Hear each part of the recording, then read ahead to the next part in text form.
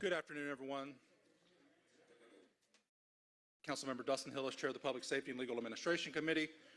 Thank you for joining us this afternoon. We're going to get started. I'm joined by my colleagues. To my right, our Vice Chair, Councilmember Amos. To my immediate left, Councilmember Overstreet, followed by Councilmember Waits, and finally, Councilmember Norwood. And we do constitute a quorum. Make a motion to adopt the agenda. There will be a walk-in. Is there a second? Second by Councilmember Amos. Please prepare the vote. The vote is open.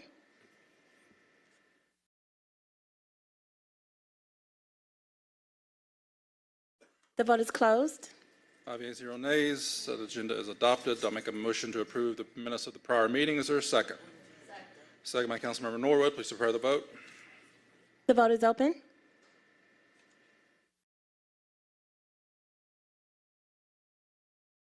The vote is closed. 5 yeas, 0 nays. Those minutes are approved. Moving on to public comment. First up, we have DeJuan Robinson.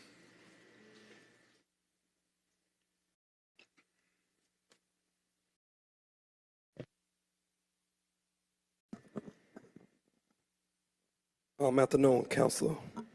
I wanted to come to you guys today to talk specifically about public safety. As we know, we have a lot of gun violence in the streets. But I wanted to talk too about the community involvement with public safety. I think it's high time that we look at different ways, and we having different partners when it comes to public safety and helping out. Oftentimes we know that police come after the crime is committed, but we have to be aggressive and proactive on the preventive measures. And community is always your, your ally in that. We have a lot of guys that have been coaching these young kids since 6 and under, 8 and under, 10 and under, etc. We have a lot of guys like myself that's been in these schools, cutting these kids' hair, pressing these little girls' hair, trying to build up the self-esteem with these kids. These are the same kids that we work with first, second grade that end up 17, 18-year-olds out here carrying guns. It hit my household also. I have a nephew that was involved with one of the APS shot at an officer back in the springtime on Donnelly Hollowell at the Avalon Apartments. I was the first one went to my sister's house and said, hey, we got to turn him in. I'm saying we got to turn him in today, because if not, he may be killed out there, and he's 15. Why the heck is he shooting at a police officer? Because he in the wrong. So being from the projects, I'm all for community policing on the right side and not about trying to turn no one in who has done anything wrong. No, wrong is wrong, right is right.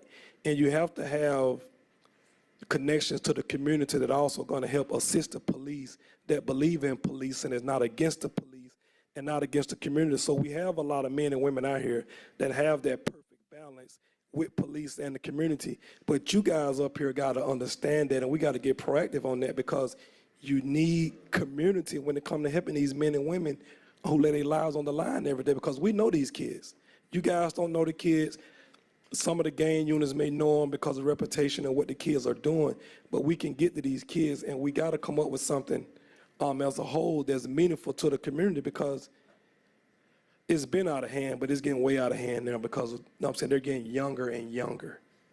At first it was 17, 18-year-olds. Now it's 13 and 14-year-olds are fascinated with these guns. And we don't have anything else that's helping us. The music is portraying it, the movies, all of it is pushing it. And we have to have people in the community that care. I don't come down here just to speak. I come down here because I do care. I'm a product of Atlanta, Grady Bowen, Bowen Homes, Ralph Bunch Middle School, Frederick Douglass High School.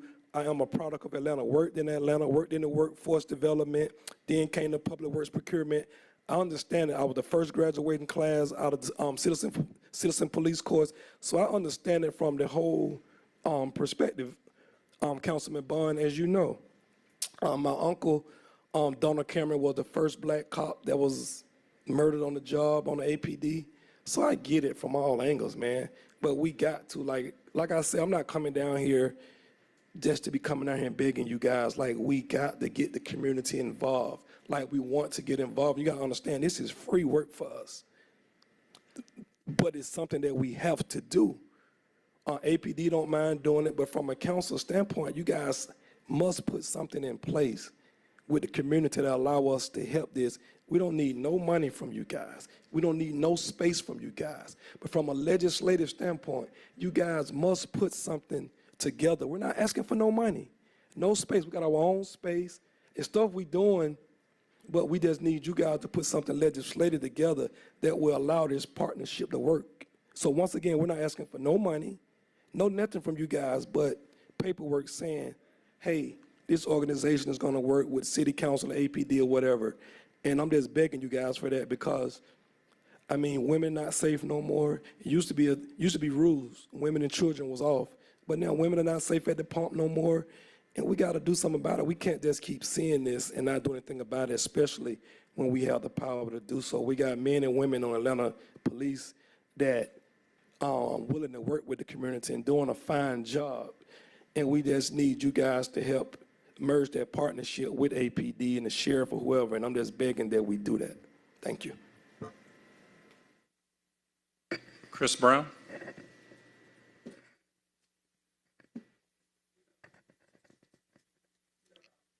All right, we'll move on to the next one. Come back to Mr. Brown if he comes back in. Mr. Brown yielded his time. Oh, okay, gotcha. Honoree Jordan.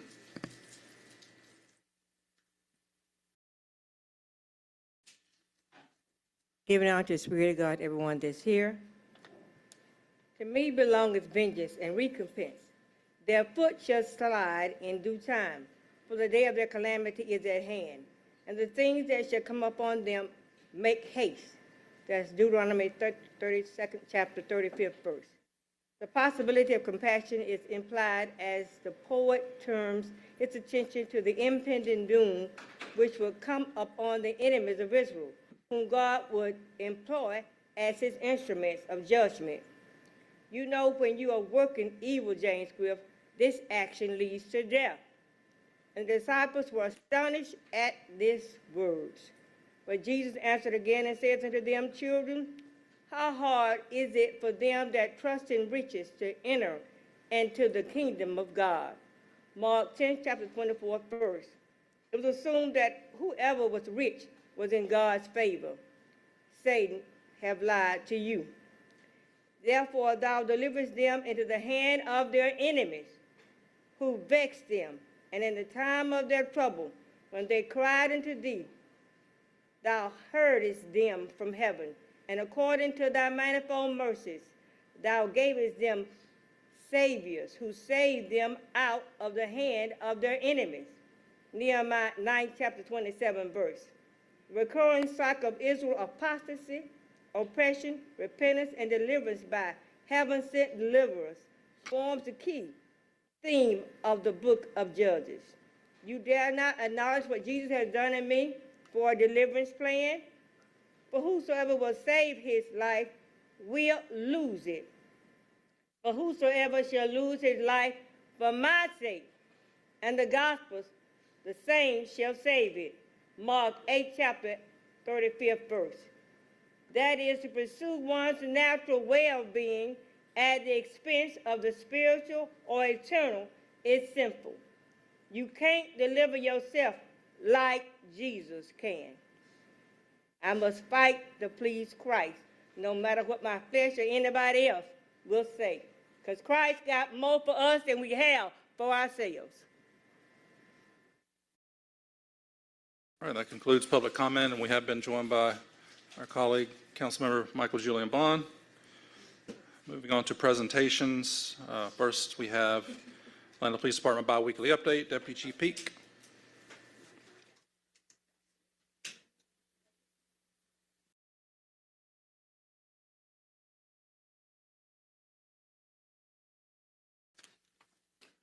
Good morning. Councilman Hillis, our chair, we thank you and all the other esteemed council members that we certainly bring greetings on behalf of Chief Shearbaum, who's also present right here in the audience with us. So we certainly bring a great big APD greetings. this morning as we get ready to go forward with our public safety briefing for this operational period. Get my eyes so I can see just a little better. So as we look today at this particular slide, we're looking at week 43 and where we are with our crime reduction strategies to this point of the year.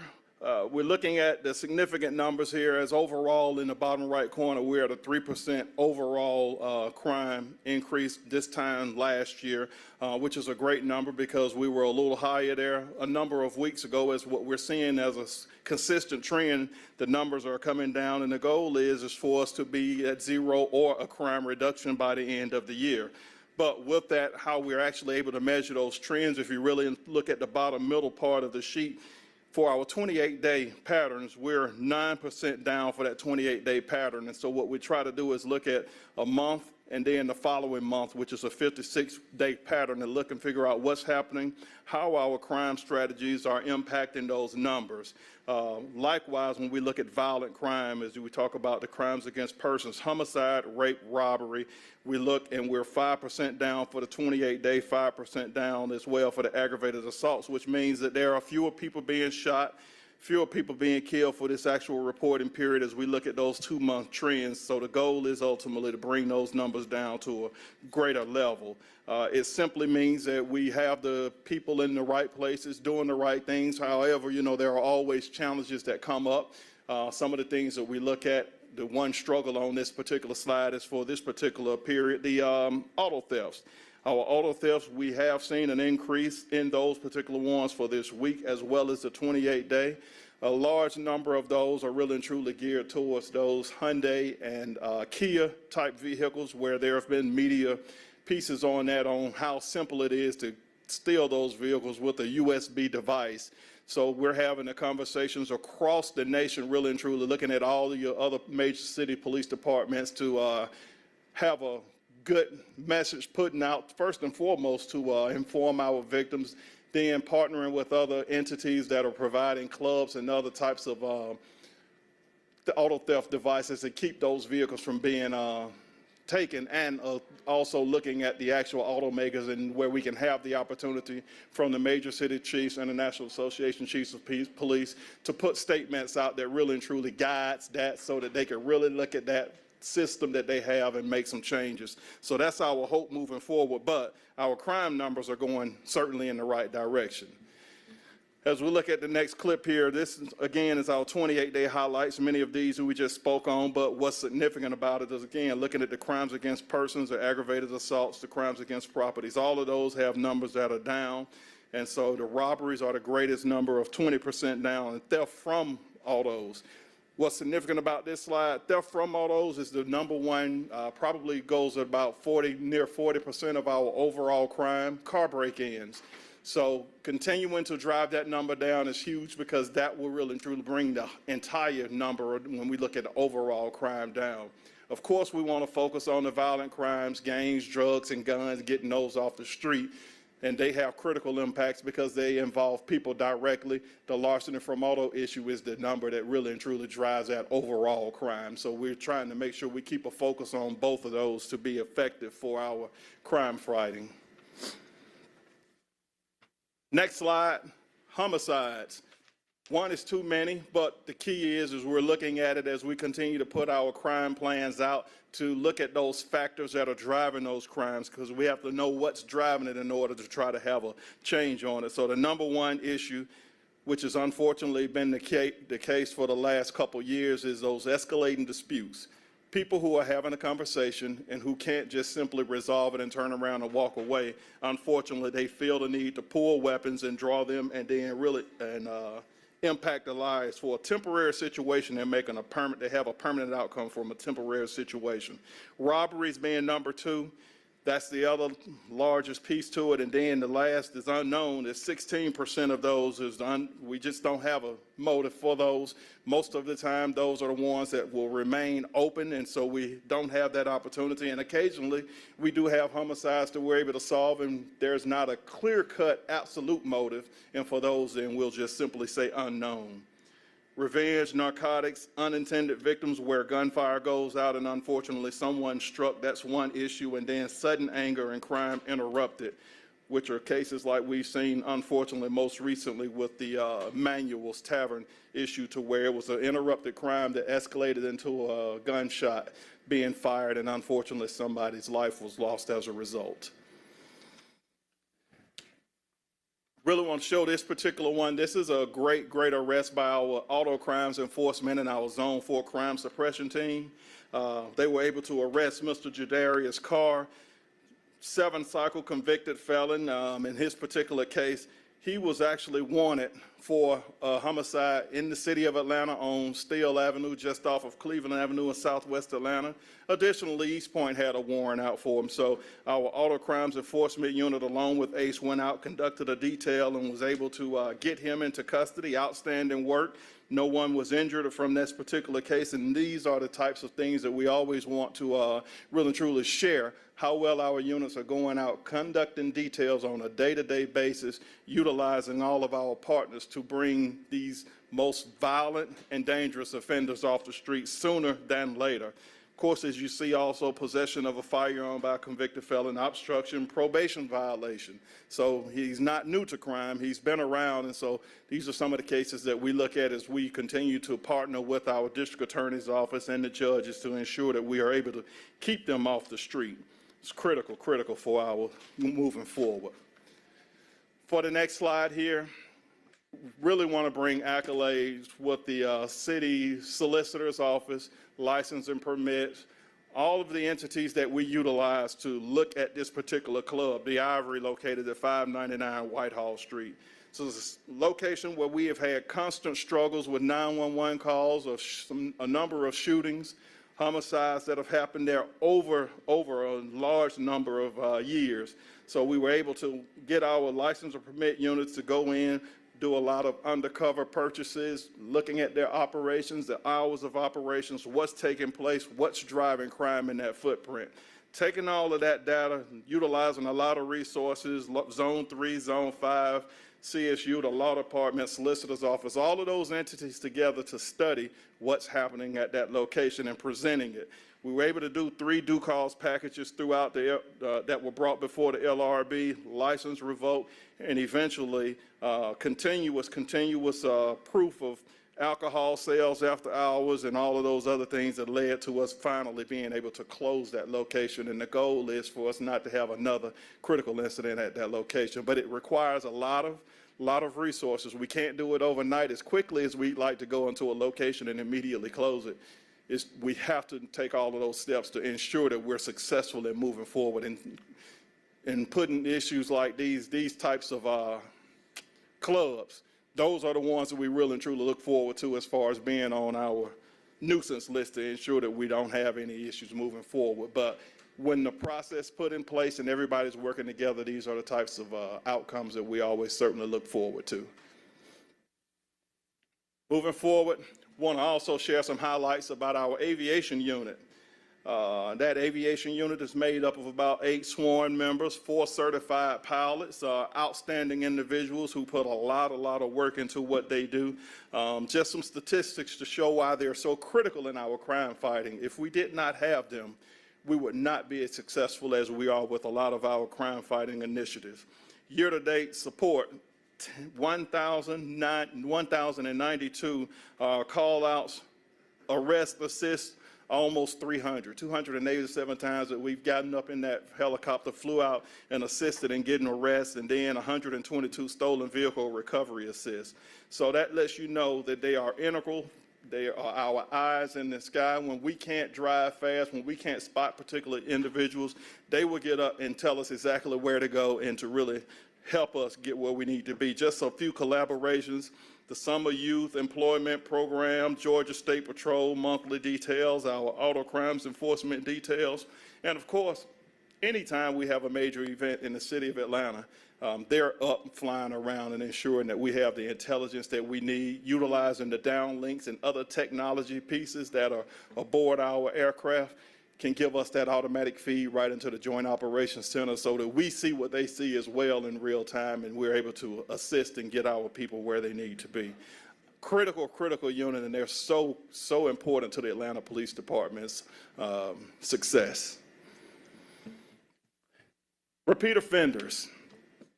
We talk about it every week, and the reason why we talk about it is just so critical, because when we put people in jail, what I will guarantee you is that we're putting the right people in jail, watching the trends and looking at things, and that's why you see that overall crime number down to 3% right now. But looking at those challenges of when they're going to jail, when they're getting back out, what we're seeing is it's more related to property crimes for the most part, that we're seeing people going into the jail and coming back out. But the types of charges that we see when we're dealing with it, 9 times out of 10, we're looking at 27% of the people already have weapons charges. They have weapons charges there. 18% of them are violent crime offenders, property crime, 27%, along with narcotics. We stay into that category, and that's been pretty consistent. Looking at those are the ones that we're constantly dealing with, and so we just have to ensure that we're having the best technology that's moving forward, so we can continue to identify the people that we need to identify, and ultimately, once we get them off the street, we can keep them off the street into the jail, and those that we need to help, we will certainly go back and utilize the partnerships that we have to identify resources for them so that we can get them back into the society as good contributors to society. Average arrests, 39. Number of arrests, 27. And these are average numbers, and the number of felony convictions, 5. Councilman Norwood, I know you had a request. On our last presentation, there was a request. There was an individual that had 87 prior arrests. When we look back and tried to pull that data together, specifically as we look at the judges that were involved in each one of those, unfortunately the data does not exist, because we have to retrieve that through Fulton County, so we could not get that granular. What we do is we have to rely on what's in the GCIC report to go back and look at the dispositions and all, but in those cases where we can certainly present those facts and circumstances, we will certainly look at making sure we have those available. So we, 2 weeks ago, I believe it is now, we had a press release on the brand spanking new, as we would say, the very brand new, the Atlanta Police Department's new patrol vehicle. So there's a picture that you see in the bottom left where we were able to initiate. These were the first of our take-home vehicle program. One of the things that we were noticing as we were losing officers, we were trying to determine why they were leaving, and a lot of agencies are giving take-home vehicles to their employees to drive back and forth and to conduct visibility patrols while they're going to and from work. So many different initiatives, extra jobs, being able to drive those vehicles to the location, and then we would have that City of Atlanta police car there at those locations. So with all of the data, we were able to partner and get these vehicles when it was actually designed by some outstanding students with the Savannah College of Art and Design. They had a number, if I can probably think back, it was somewhere around about at least 20 different models that they had out there. And so ultimately, when it was all condensed, the department was able to vote on these 2 actual ones that we put forth, and this was it. And you'll see the photo to the right, that was the presser where we actually were able to give 2, Chief was able to give 2 officers their keys, and at this point there's a process in place through Field Operations Division where we are identifying the officers that were specific, such as the Field Operations Division being first and foremost, to have a program in place where they're able to identify the officers, put the keys in their hands, and get them to drive in that car 24/7 while they are at work. The benefit will be that it should, in the long run, drastically take a lot of pressure off of our fleet and different parts for our vehicles, since they run 24 hours a day. If one officer drives that car, takes care of that car, we anticipate that that car will be on the road for a lot longer, and it'll actually be more beneficial for the City of Atlanta. And we have greater visibility and opportunities for us to intercept crime as it's taking place where people are driving around. So certainly we love the program. We love each and every person's support for allowing us to have this program going forward through the administration and the City Council. And we say thank you, and I'm certainly that the officers that are receiving it are certainly thanking you as well. So that's where we are with that one. And finally, we look at the Connect Atlanta program. Certainly it's still a beneficial program. We just had a case this weekend where an officer was sitting at the desk at the precinct. given some specific locations, and while there, he was able to get a hit in Zone 3 from a LPR, some more technology that was able to be used. That officer at the desk was able to call the other officers and let them know the hits that were taking place, and a quick response was able to get that vehicle taken off the street and to make the arrest of the individuals that were driving it.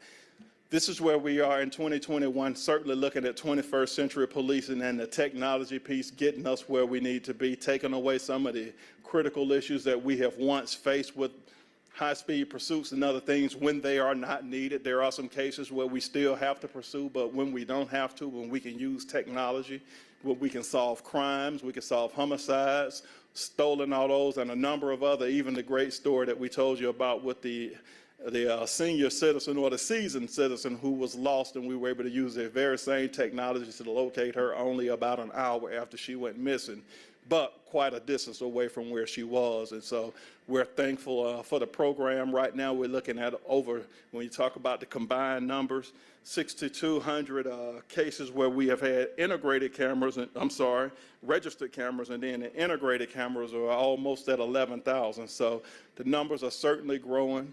We are thankful that we're able to continue to push that with our citizens, and that's the way we see us moving forward to continue to make the city of Atlanta safe. With that being said, I believe that concludes the slides that we have for this particular presentation, and I'm certainly open to answer any questions. Colleagues, have questions, please indicate speaker button. First is Councilmember Bond.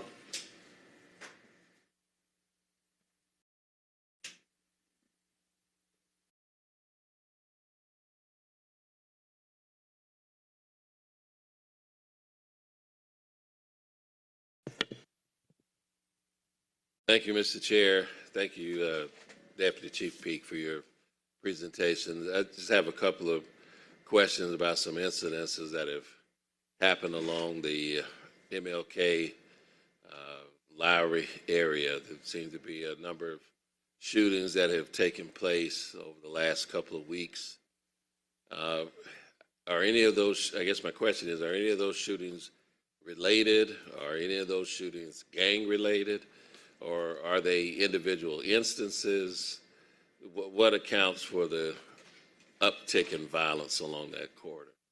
So at this particular point, when we talk about relationship, there's nothing that we're seeing on this front end to say that each incident has been related. Yes, we have had a number of them, and working alongside the Atlanta University Center police to look at their end for it and who's involved. I know recently there were some kids involved as well, so we're sharing that information, working alongside them. But specific to MLK, this particular recent one was actually, it took place inside of a vehicle. Had nothing to really do with the area, but it happened there at the Chick-fil-A. So of course we're having dialogue with that actual business owner to see what we can do differently, have meetings already underway with the Merchants Association in that area to enhance some of the security initiatives. Additionally, the Atlanta Police Department will be putting additional vehicles in that space just to ensure that we have a greater visibility to it. But there is nothing that states that any of the shootings are clearly related. Concerned about it for absolute certainty, and hopefully we'll, with the response that we are putting together right now to go live immediately, that we can put a stop to it and then work with the owners of all of the businesses to ensure that we go in, look at it holistically to find out, and the actual bar owners. I know we've had a few over there as well with the pregame location and another couple of entities. So working with Walmart, Chick-fil-A, Atlanta University Center, with all of the businesses that are over there, we think we can have a greater impact. Nothing that states that there is gang activity whatsoever. But we also had some issues, let's say, even with some of the assaults earlier on with homeless individuals. So we went over with our COPS unit to provide resources and to offer those over there as well to ensure that we make an impact. But that's where we are. So there'll be, I guess to understand you, there'll be higher visibility in the patrols from the squad cars. Are there going to be any foot patrols in the area or bicycle patrol? So Historically, Zone 1 has partnered with Atlanta University Center to put some bicycles in that footprint. We'll go back and look and see. I don't believe that we have foot patrols at this particular point, but we can do the bicycles, and that's one of the components that we'll look at as well. The main thing is really getting some additional patrol cars over there, and they will be there for those critical hours and those critical times. What we're seeing is Thursday through Saturday, late evening hours when some of the after-hour establishments are open. So that's where we figured we can have our greatest impact with it. Okay. And to kind of jump around, I know I saw reported on the news prior to Veterans Day about a shooting that involved an APD officer who did not, I guess, appropriately identify themselves in an incident. Can you bring us up to date on where that is? Or So that, and naturally because the GBI is investigating that, we're very limited on what we can put out publicly. But what I'll say is they have the investigation. There are some times that things happen, and if it's a critical response that requires an immediate response, then there are some times where a plainclothes officer very well may have to do whatever they need to do to resolve an issue. However, in this particular one, it's open, so I can't publicly, but I'd certainly be willing to have an after conversation with you offline on it. oh, okay, but yes, someone is looking into it. And Absolutely, absolutely. I guess it is a balance because you don't want to have a chilling effect on an officer who's in plain clothes not to respond to something that they see or an incident, you know. So yeah, I'd like to talk to you away from the mic. Absolutely. So, and to elaborate, I was there at the press conference where the new cars were rolled out. Can you give us kind of a schedule of how do you think that we will be distributing these cars over? Because we've got not every officer is going to have a car to take home, but for those who are eligible, what is the timeline for getting a officer into a patrol car to take home? Correct. So originally, that original rollout, I believe we have about 40 Explorers that we have that are ready to roll out on those vehicles. And ultimately, all we have to do is get those outfitted and fully updated with all of the technology that we anticipate putting into those vehicles. Additionally, we have probably about another 70 vehicles, which are Dodge Chargers, that we have to outfit as well to get those on the street. The selection process, the goal right now is to focus on those officers that are assigned to field operations that live within the city limits of Atlanta. They will be the first ones to go forward, and what we looked at, I believe there were somewhere around close to about 180 or so people that we believe were living in the city, but looking at field operations first, pushing those vehicles out, and that's the other part to it. Starting out, as we looked at that 5-year window of when officer being on the job for about 5 years. As we take care of those 5 years and above, then we turn around and we'll start focusing on those who will have less than 5 years that are assigned to field operations. And once field operations are squared away, then we will roll out to other divisions within the Atlanta Police Department.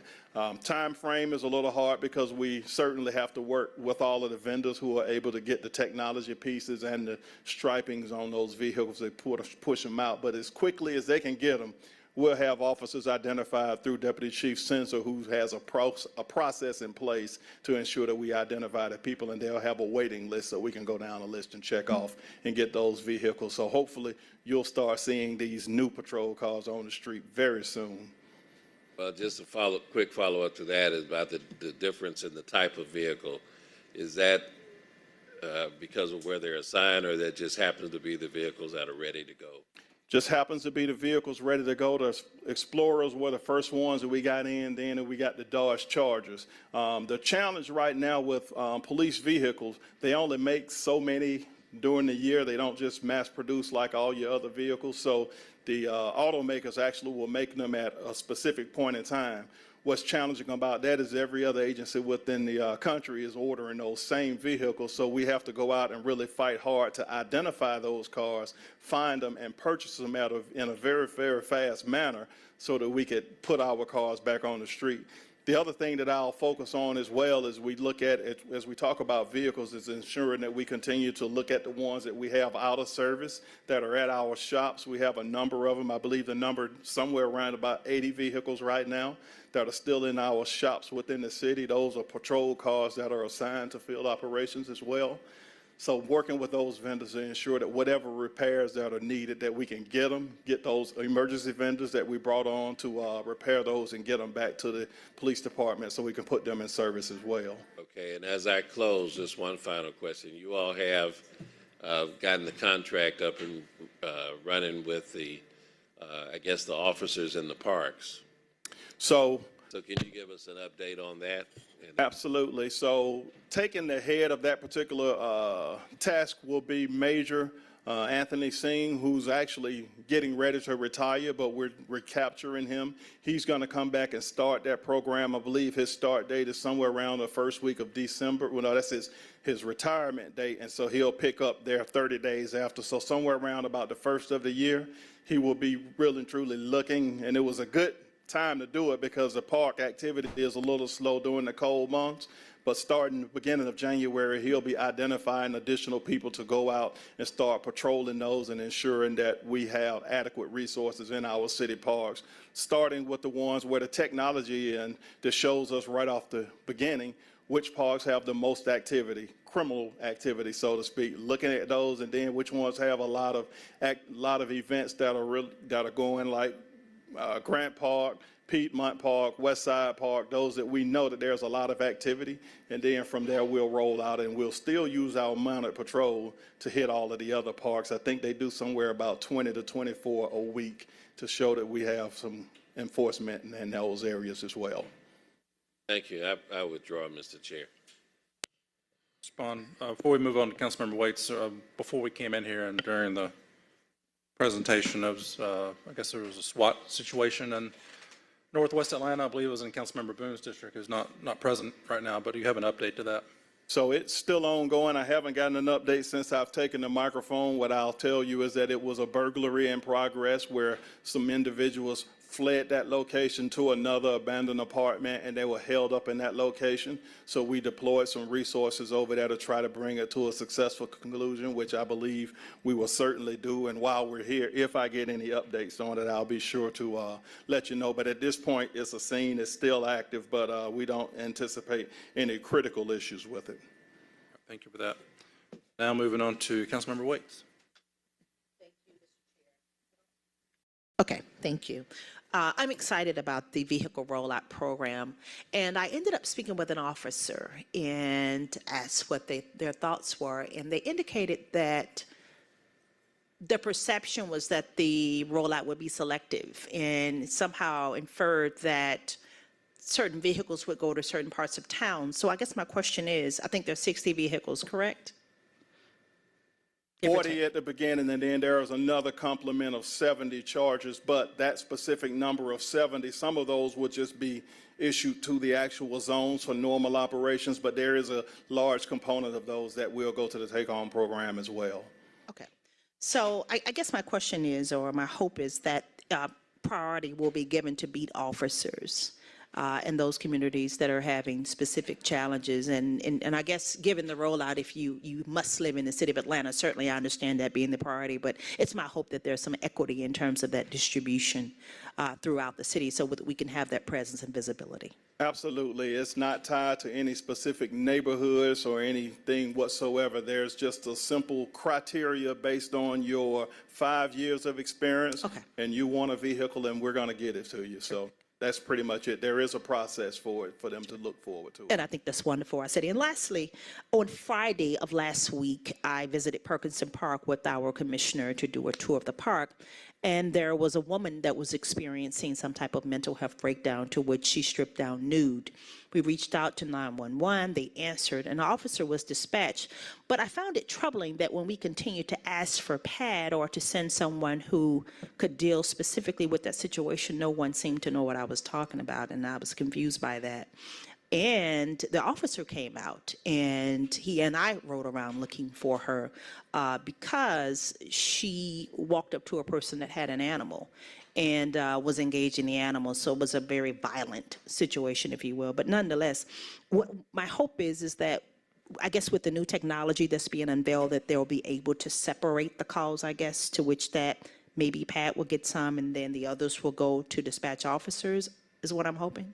So yes, the Viper program actually allows for that call to come in and be triaged, and if it needs to go to 311 to PAD, that's an option. What I'll also tell you is that 90 to 95% of our officers that are in the field have been trained on the PAD procedure. So even if we don't get PAD on the front end, a responding officer can come assess that situation and to reach out to the PAD program for them to send one of their mobile units out to the location, so long as it's within those operational hours is where we He are. also said that prior to dispatching Pat, that he would have to assess the situation to protect those individuals. So I guess, is it not something we can do at the same time or to free up the officer, or is it necessary to send the officer first? 9 times out of 10, there's probably still oftentimes going to be a need for that officer. There are some times where we have allowed other entities just to respond, but we always want to be mindful of the public safety of even a PAD officer going out and responding. So in a situation where we see that there might be any violence whatsoever, yes, that officer will come out and assess it to ensure that it's safe for anyone else to move forward in those, to try to deliver those services. Okay, and we can talk about this offline, but some of the questions that I was asked were redundant, and they seemed unnecessary. But I was asked a number of questions, about 15 questions repeatedly, the same question over and over, that I think tied up time, which allowed this person to move about the community and to continue, you know, the episode that she was having. So I guess my question is, how do we streamline that process? Because I can't remember, I meant to write them down, but some of them was just, you know, general questions that were given from the 911 officer. From the 911 officer, Correct. or are we speaking of the Viper program itself? Well, I can't distinguish the two. I was transferred 2 or 3 times, but nonetheless, the last person that I spoke with continued to ask me a series of questions that were not germane to the situation at all. Copy that. And so certainly offline, I'd love to get with you to look at it and figure out. Generally, they're trained to ask specific questions that they're going to need to ensure that they push out the right resources, whether it just be police alone, whether it needs to be police and EMS or police and fire, or what other entity, even as we talk about policing alternative diversions, PAD. They're supposed to get all the information on the front end to ensure that they're able to make an assessment to dispatch the right number of people at the right time. Okay, thank you. Absolutely. Colleagues, any other questions? Councilmember Ramos. Not so much as a question, but I would be remiss not to say thank you to APD. You know, the issues on ML King, not only, well, from ML King, from Lowry down to Washington High, is almost becoming historic. But, and we repeatedly hear about the things that's happening, but what we rarely hear about is the work that's being done to correct those things. The ML King Ashford Street Merchant Association has put together a plan to attempt to do off-duty officers to actually do patrolling in the area. With everything that's going on, actually talking to the leadership of APD, they keep my office and Councilmember Dozier's office, since we share ML King, they have kept us all in the loop, and it goes a little bit deeper than enforcement. We will see some things going on with code enforcement, talking to the landowners, about their business, the type of business. So it's a lot that's going on. But what I do, you know, our leadership stand there and they be very diplomatic every 2 weeks. I don't have to be. Atlanta University Center, we need you to do more. Our police department is not your police department. So we need you to step up to help our people. Atlanta Public Schools Police Department, when your children leave your piece of dirt, if you could just help us out by just having a car on the street. Chief Pete can't say that. Sheriff Bowser can't say that. I can. So we're doing what we need to do. But when you get the phone calls from the leadership of the Atlanta University Center, in which they probably will call, tell them to call me. When you get the phone calls from Atlanta Public School, in which they probably will call, tell them to call me. You know, we're even talking about Georgia Power, about the lighting that is on ML King. So there's a lot of work that is taking place, but that work cannot only be done by the Atlanta Police Department. And I just didn't want this meeting to end without saying that.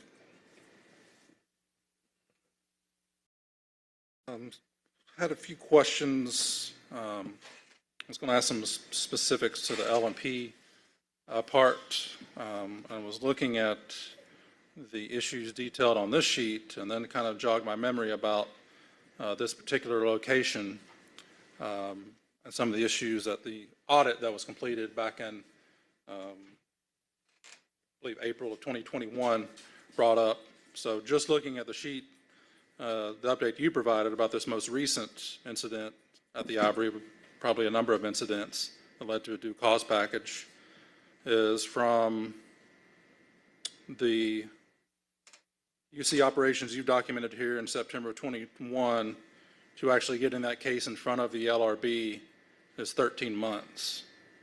And then if you go back and look at that audit, one of the things that was called out was the length of time, even when a case does get to the LRB and they recommend, whatever action, a fine or a revocation of a license.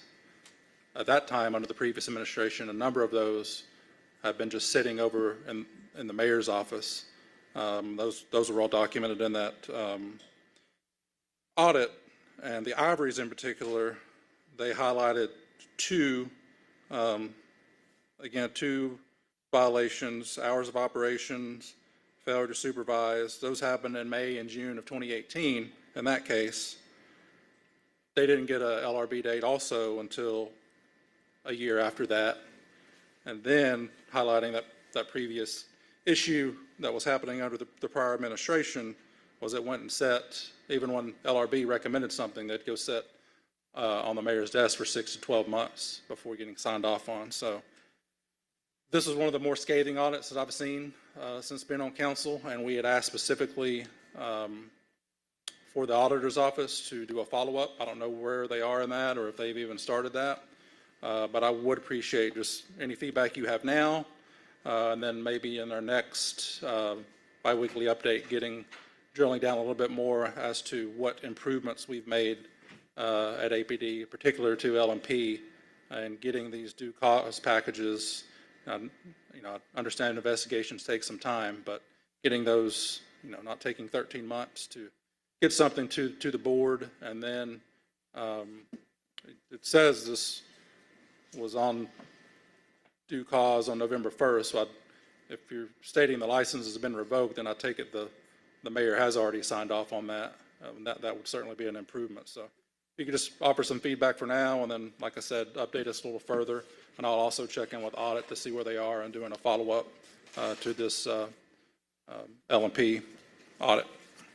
Absolutely. So, and so let me say, on the front end of the Atlanta Police Department, we have great communication with the administration, and they're actually engaged with the nuisance as well as the LRB to get us what we need to get it back in a very timely manner. So we're thankful for the support that we have from the administration. As I look at this particular one, and I'd have to go back and look a little deeper to address some of the others, but this particular one, when we talk about the operations in September 21 to the November 1st one, is actually the third due cause package. So there were two more in that same period in time that were delivered, from my understanding, got delivered. I don't have the time frames on those, so that would be a piece that I'd have to go back and look at on the audit.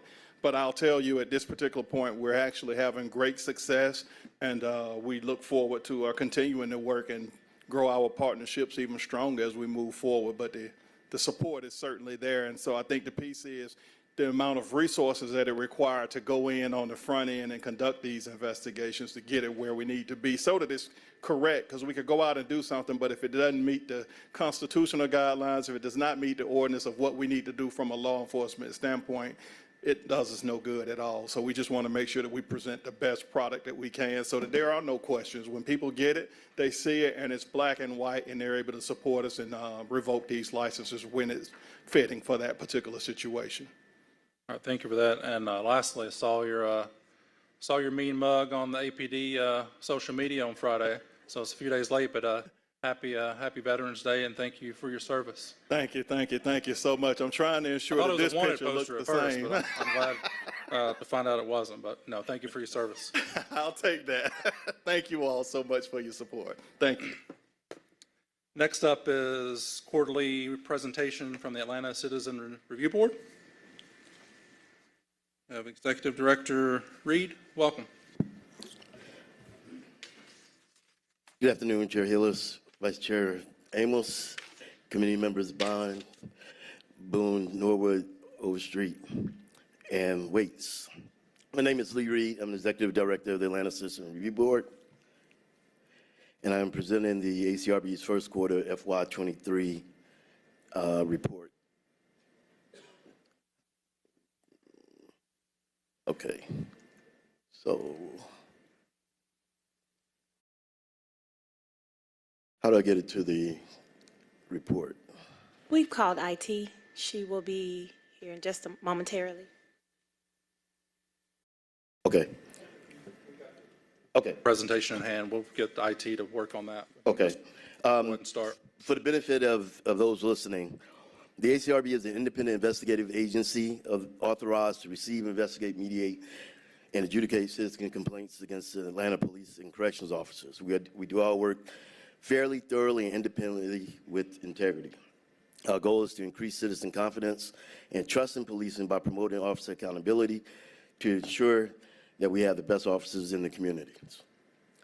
So before I get started in the quarterly report, I do want to highlight some more information about the ACRB because we're constantly having to build awareness of the agency for citizens. In order to investigate a complaint, the following are considered. Complaint must involve an Atlanta police or corrections officer, must be filed within 365 days of the date of the encounter. It must be signed. Citizens may file anonymously, and it can be filed by phone, website, email, in person, or the public portal. The ACRB can initiate investigations involving discharge of a firearm, stun gun, or taser in a manner that results in death or serious bodily injury, where a person has died or sustained serious bodily injury while in the police custody, and all incidents of an officer-involved death. Trying to get this thing to move. All right. We can accept allegations involving abusive authority, abusive language, appropriate action required, conduct, discrimination, discriminatory reference, failure to provide identification, false arrest, false imprisonment, harassment, retaliation, use of force, use of excessive force involving serious bodily injury or death, and then we have the catch-all of SOPs, violation of any standard operating procedures. So during the first quarter, now I want to go over the stats.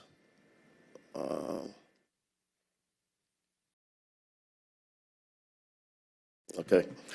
During the first quarter, FY23, the ACRB received 32 complaints, which is a decrease of 11% from the fourth quarter of FY22. 12 complaints were assigned to a full investigation.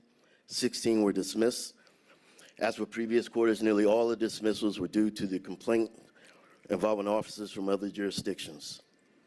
4 complaints for the investigations were awaiting signed complaints with more information.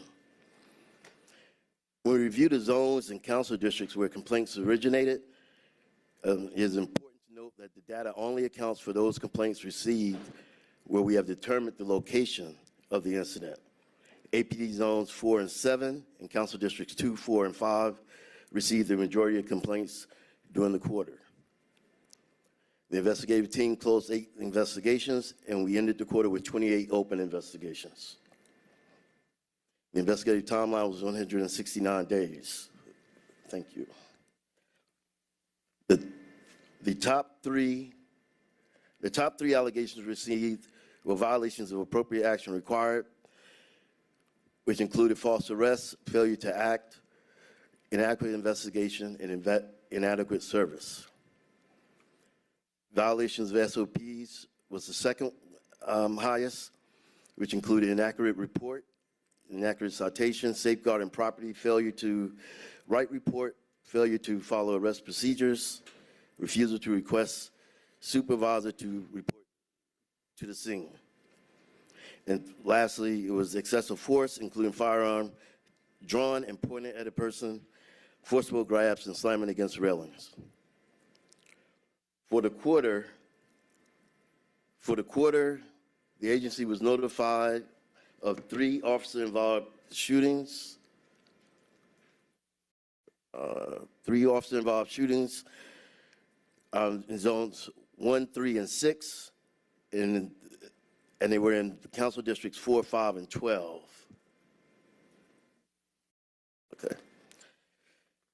All of these incidents are currently under investigation. The agency must wait until the APD's Office of Professional Standards in the Fulton County District Attorney's Office completes their investigations to ensure that we have all available investigative information and potential criminal matters have been addressed. During the quarter, the board held 2 board meetings. The board did not meet in August due to the summer break. 2 complaints were dismissed, 1 for lack of merit and 1 because of the officer resignation. 6 complaints were adjudicated containing 24 allegations. The board sustained 13% of those allegations, and those sustained allegations included conduct, appropriate action required, and violation of standard operating procedures. At the end of the quarter, 10 completed investigations were awaiting a hearing. Since our last quarterly report, the APD has made steady progress on reducing the number of outstanding responses to ACRB sustained complaints and the number of days to provide a response. They have closed out all 2019 and 2020 ACRB complaints. The updated rate of agreement percentage on sustained allegations for 2021 is 61%. While this is not the goal of 75%, it is an improvement. This percentage will continue to change as we receive more letters. The APD still has 20 ACRB 2021 sustained allegations pending an investigation. For this quarter, the APD rate of agreement on ACRB sustained allegations is 50%. This percentage will change as we receive more letters related to ACRB sustained complaints. The APD currently has 16 ACRB 2022 sustained allegations pending an investigation. Besides complaint investigations, the ACRB is heavily involved in community engagement and education. The ACRB conducted 153 community engagement activities during the quarter. 89 events were in-person direct contact, and 64 were cold calls to organizations and individuals. Our cold calling campaign is to introduce the agency to prospective outreach opportunities and build awareness of the agency. During the quarter, we continued with our Camp Best Friends presentations, Greenbrier Mall, recruit training presentations, and participated in National Night Out, Making the Transition, Best Academy School Forum, Clippers and Cops, Midnight Basketball, and more. The list is there on the PowerPoint.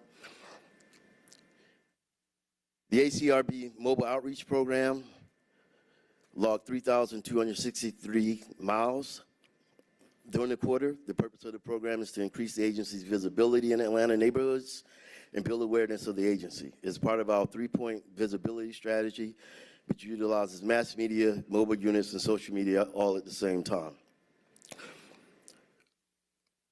On October 11th, the ACRB public portal went live. We are excited to provide the citizens great access to the ACRB services through this new portal. The public portal is convenient and user-friendly, allowing citizens to upload photos, videos, and audio files, receive automatic status updates via text and/or email, whichever one they select, as their complaints go through the process. Citizens can save drafts of their complaints as they gather information and check with the portal, check the status of their complaints at any time. And citizens can file anonymously. Our goal with the portal was to ensure that we increased our efforts to provide transparency of the stages of the investigation and allow citizens the ability to engage with the agency at any time.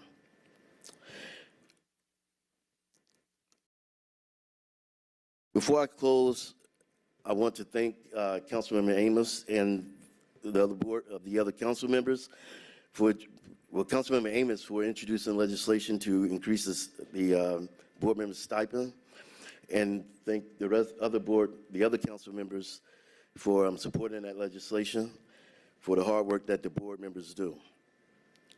This concludes my quarterly report. For the listening audience, if you or an organization would like to have the agency to provide information or education about police interactions, please contact the ACRB at 404-865-8622. If you have a complaint or concern or question about the actions of an officer, an APD officer, or corrections officer, contact the ACRB at 404-865-8622 or visit our website, acrbgov.org, and let us help you. Thank you for the opportunity to present, and if you have any questions, I will take them at this time.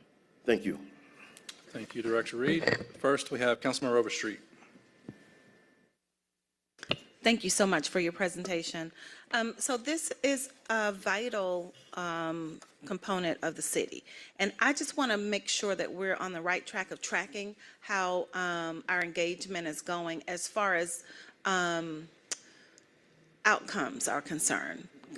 That's what, as I look through all of the presentations today, that's the most important thing, to see if we're on the right track.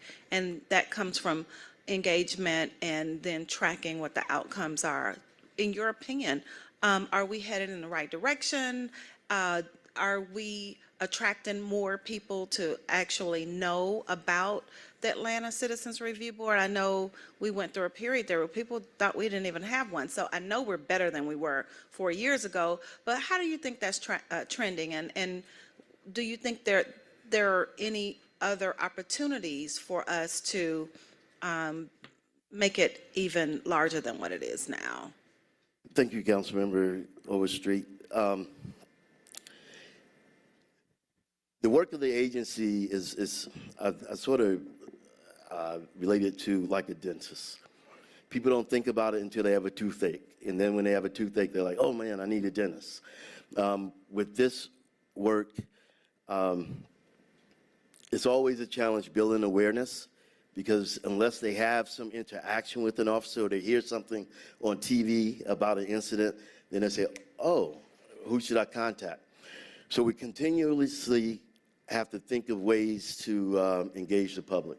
That's why we definitely use mass media, running TV commercials.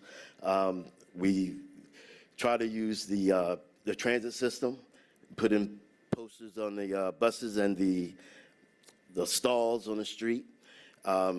Social media is something that we struggled with, trying to find that right mix to engage citizens on social media, and our mobile units riding through neighborhoods has really helped out a lot. As far as gauging, we do know that we're coming into more contact with citizens, but unless someone has a concern, they're not going to contact us. So we have to be proactive in our efforts to make sure that we're in front of people. So we always ask anyone, and council members, if you're having something in your district, let us know about it so that we can show up. Our outreach team is dedicated to being in the community. We don't believe in trying to run the operation from City Hall when it needs to be out in the community. And I've noticed that. And so kudos to you all for being everywhere.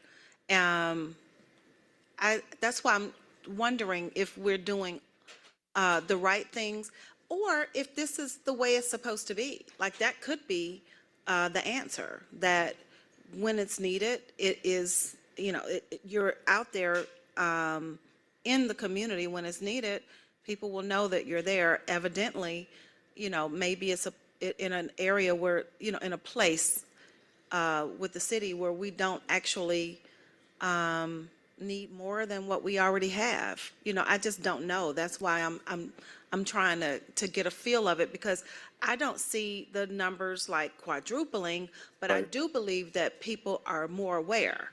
So, maybe that means that we're at the right place doing the right thing, and when it's time for it to be used, it will be. I don't know. That's why I'm asking. And thank you for that question. It is it's something that we talk about often in the office. We're doing all the education. We're out in the community.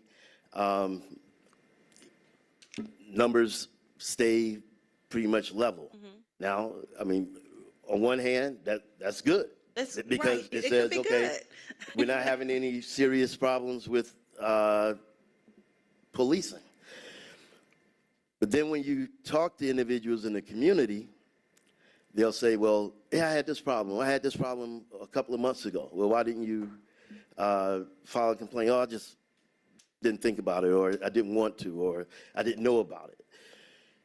So how do you get that balance to where you're doing enough so people know, or you've saturated everything so that people, they just don't have a issue at the time?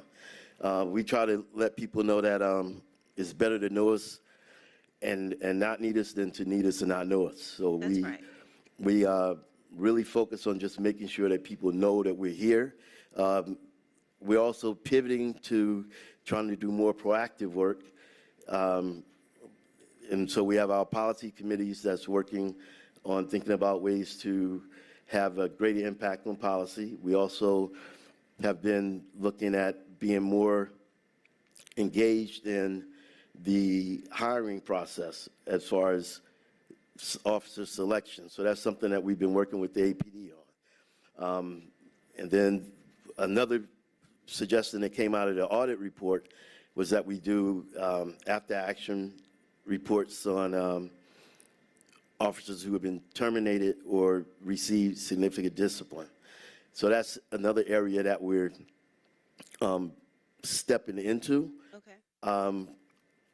A lot of those areas, though, of course, require, having people who understand what they do and knowing what they do. And so that's something that we're working towards. Okay. Well, I mean, I've had the same conversation, including today, with our IG department, IG Medical, and I just want to make sure that we're finding the right balance, and making sure that people know what their options are, Yes. and not feel that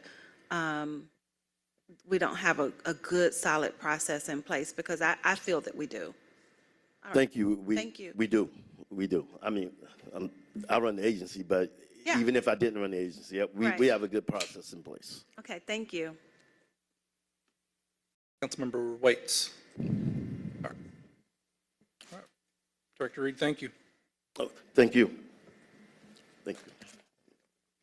Our last presentation is quarterly update for PAD, Executive Director Macias. Good afternoon. Good afternoon, council members. Thanks for having me. We've changed our color scheme a bit so that we don't have that terrible yellow. So hopefully that's helpful. I wanted to just start today with just a quick overview for folks that may not be as familiar in the public or anyone else watching. Just to share that, we've been doing this work here with the City of Atlanta and Fulton County over the last 5 years. We were created through a collaboration between community organizations, the city, and Fulton in response to broad public demand for service-based responses to the variety of issues related to mental health, substance use, or extreme poverty.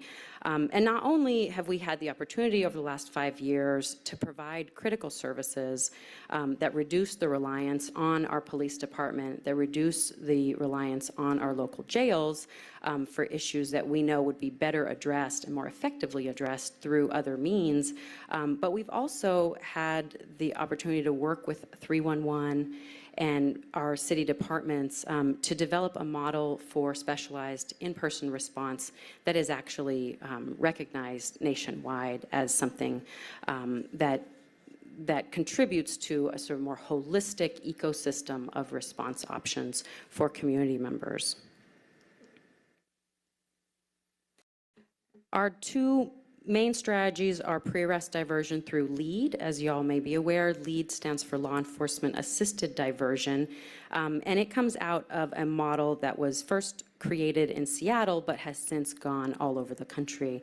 The collaboration between our prosecutorial partners at the county, the city, the public defender's offices, as well as the Atlanta Police Department and PAD is really a way for these system actors to communicate with each other about individuals that are consistently getting arrested, that are consistently going through our criminal legal system, but that we know their activities are really driven by a behavioral health need or by survival activities related to extreme poverty, often homelessness, but not only homelessness. So at its heart, it really is an opportunity for these partners to collaborate together and be able to then use pre-arrest diversion as an avenue to get people into more supportive services instead of having them continue to cycle through the system. So, we manage the LEAD initiative here locally, and we are the service provider in terms of the case management services.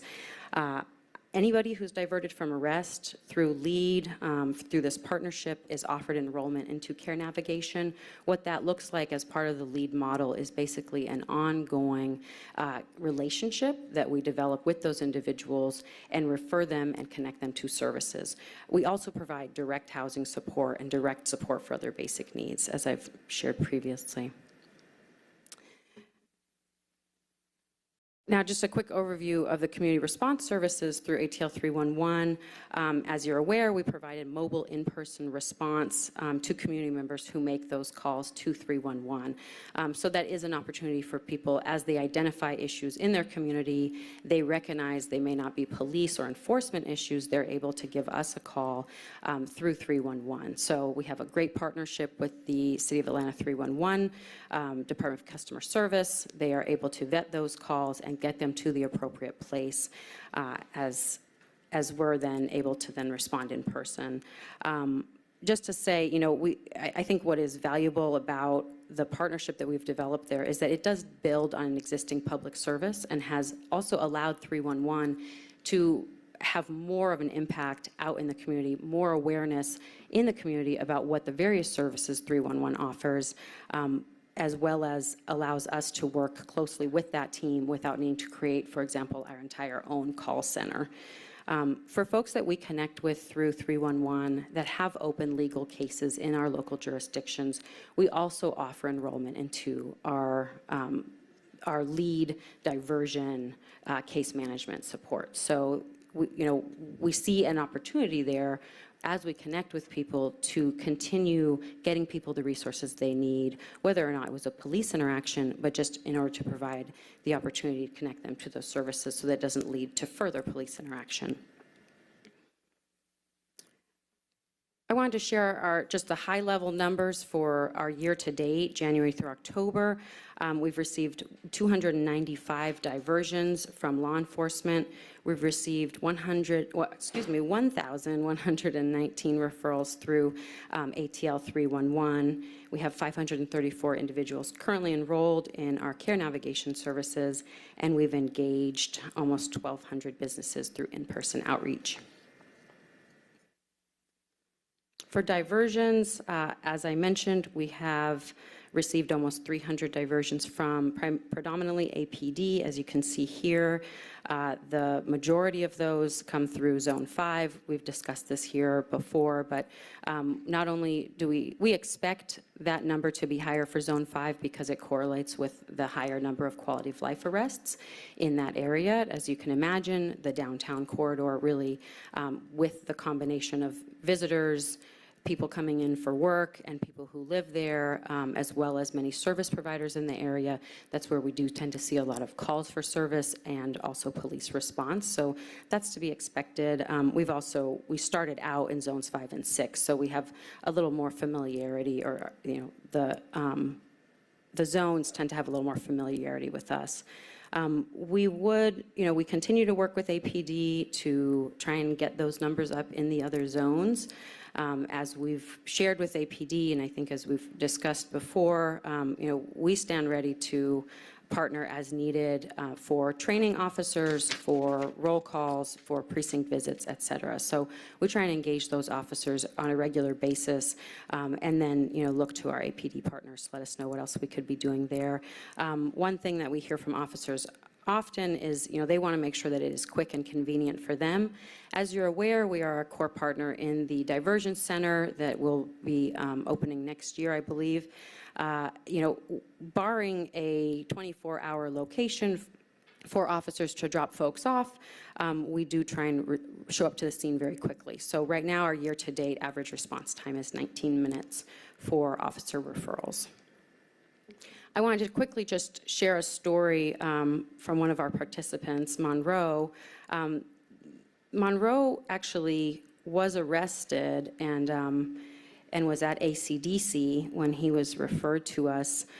We were able, through a collaboration between Fulton County and ACDC, the Solicitor's Office and Public Defender's Office at the city, we were able to actually get Monroe released to PAD and begin working with him.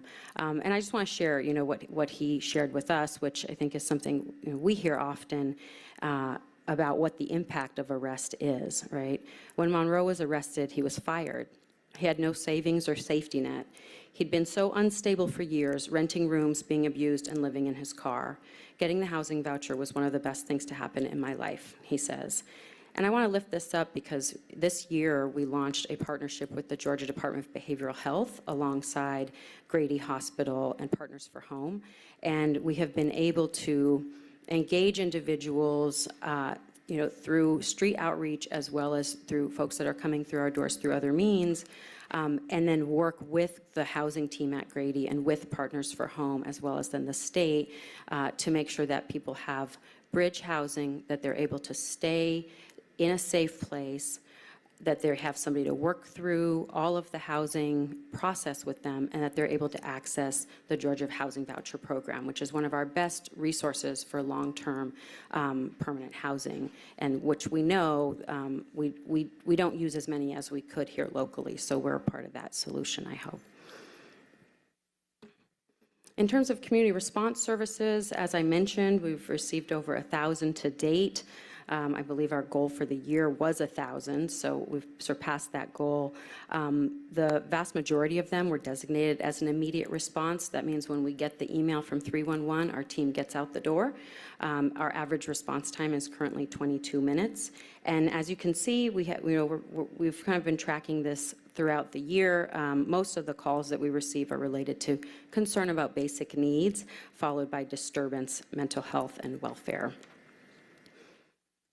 I want to just share a really nice shout out that we on Nextdoor. Actually, one of our local judges made us aware of this comment. I wanted to share it.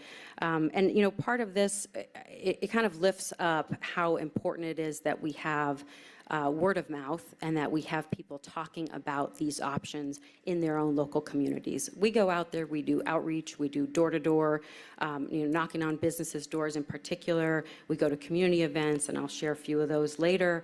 But it's really, really critical that we have community members who can let their neighbors know, hey, I gave Pat a call. This was my experience. When I call 311, this is what happens. It really helps sort of build public awareness of what the options are.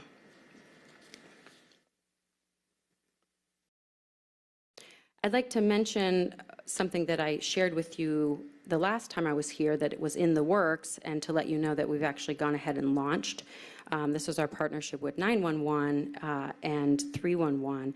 So we've identified the call code of public indecency as a call code that can be transferred out of 911 into the 311 system for a non-police response. We launched that just a few weeks ago now, almost a month ago. We've transferred 16 calls, so that means that 911 operator went through their questions. They used the cross-training that we had provided and participated in as a team, and then we're able to identify that that call might be more appropriate for 311, thereby getting that call out of the 911 system and getting that dispatcher able to take the next call, avoiding the need to send a squad car out there to investigate the situation, and hopefully connecting that person with a more helpful response when it related to somebody needing support around basic needs or mental health. So these were a couple of the calls that we got, excuse me, and of course we changed the location information. But, you know, we've seen what we expected to see, which is that, you know, many of the calls coming into 911 for this call code and likely for others would be better suited to come into a different non-emergency response system if that was available. We also received a call to 311 where the individual said, well, I called 911 and was told that actually I could call 311 for this, so that's what I'm doing. So, you know, this has been very new, but we are really excited to see the traction and momentum that we're getting. And it's just been a real pleasure working with the folks at 911, with Director Arnold and the folks over at 311 as well to make that happen. So I just want to give them a shout out. In terms of care navigation, we've enrolled 340 people within the year. Currently, we have 534 enrolled. You know, a lot of our focus is on connecting people to housing supports.